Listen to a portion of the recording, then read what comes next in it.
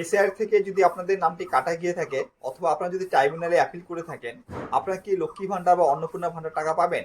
এ নিয়ে মাননীয় অগ্নিমিত্রা পাল উনি কি বলেছেন কালকে আপনারা ভান্ডার পাচ্ছিলেন তারাই সবাই আবার অন্নপূর্ণার ভান্ডার পাবেন। এদের মধ্যে যাদের নাম বাদ গেছে 91 লাখ মতো, তাদের অ্যানালিসিস হবে। তাদের নাম ইমিডিয়েটলি বাদ যাবে না, তাদের অ্যানালিসিস হবে।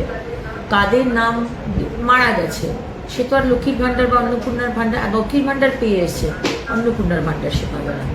কেউ যদি বাংলাদেশের সিটিজেন হন, নাগরিক হন, বা বার্মা, রোহিঙ্গা, সে তো আমাদের অন্নপূর্ণার ভান্ডার পাওয়ার তার যোগ্যতা নেই, সুতরাং তারা পাবেন না।